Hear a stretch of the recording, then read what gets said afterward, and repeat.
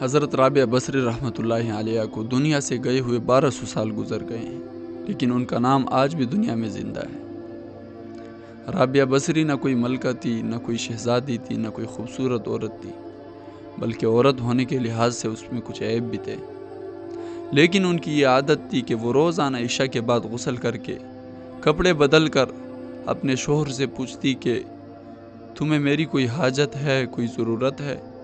تو اگر وہ یہ جواب دیتے کہ مجھے کوئی ضرورت نہیں، تو وہ ان سے اجازت طلب کرتی کہ پھر مجھے اجازت ہے میں نماز پڑھوں، تو وہ ان کو اجازت دیتے، تو وہ عشاء کے بعد غسل کر کے مصلی پر کھڑی ہو جاتی اور فجر تک مصلی پر کھڑی رہتی۔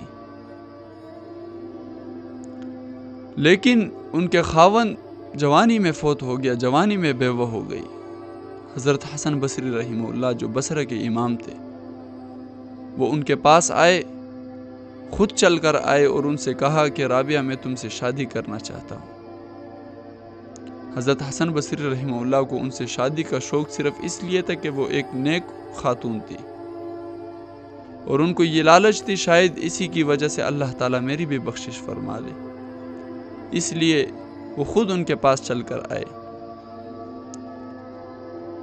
حضرت رابعہ بصری رحمۃ اللہ علیہ ان سے کہنے لگی کہ تم میرے 4 سوالوں کا جواب دو تو پھر میں تم سے شادی کرنے کے لیے تیار ہو جاؤں گی، پھر میں تم سے شادی کر لوں گی۔ حسن بصری رحمہ اللہ ان سے کہنے لگے کہ وہ کون سے 4 سوال ہیں؟ تو رابعہ بصری کہنے لگی کہ میں جنتی ہوں یا دوزخی ہوں؟ تو حضرت حسن بصری رحمہ اللہ خاموش ہو گئے، کہنے لگے کہ مجھے کیا معلوم ہے کہ تم جنتی ہو یا دوزخی ہو۔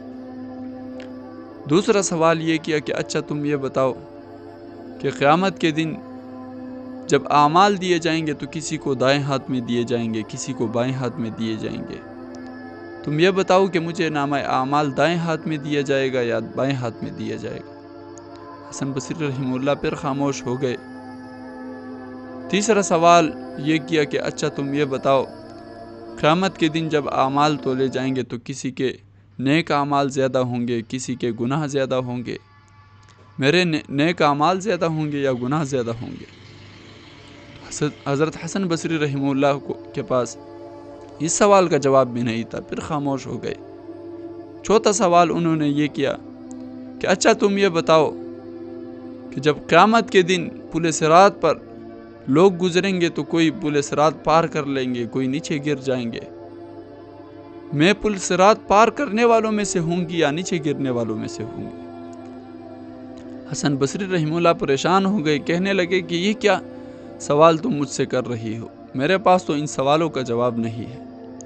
تو رابعہ بصری کہنے لگی کہ اچھا تمہارے پاس اگر ان سوالوں کا جواب نہیں ہے تو پھر مجھے ان سوالوں کی تیاری کرنے دو، میرے پاس شادی کے لیے کوئی وقت نہیں ہے۔ جو اللہ تعالیٰ سے اپنا تعلق بنا لیتے ہیں، اللہ تعالیٰ اس کے لیے دنیا کو مسخر کر دیتے ہیں، اللہ تعالیٰ دنیا کو اس کے پاؤں میں لے آتا ہے۔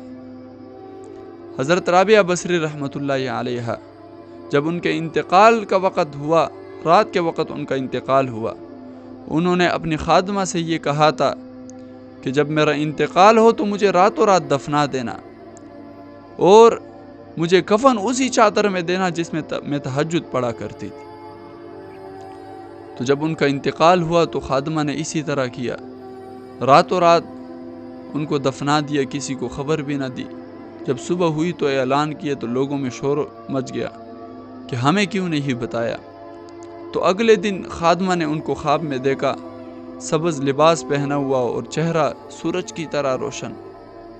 پوچھا کہ اچھا تمہارے ساتھ کیا معاملہ ہوا؟ تو وہ کہنے لگی کہ میرے اللہ نے میرے ساتھ بہت ہی عمدہ معاملہ کیا، اللہ تعالیٰ نے مجھے اس چادر کے بدلے میں جنت کا جوڑا پہنایا۔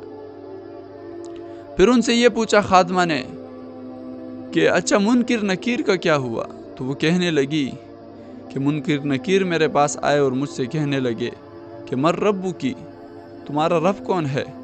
تو میں نے انہیں جواب دیا کہ جس رب کو میں 40 سال تک نہیں بلا پائی تو 4 گز زمین کے نیچے آ کر میں اس رب کو کیسے بھول پاؤں گی؟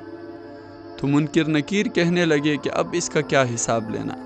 یہ کہہ کر وہ واپس چلے گئے۔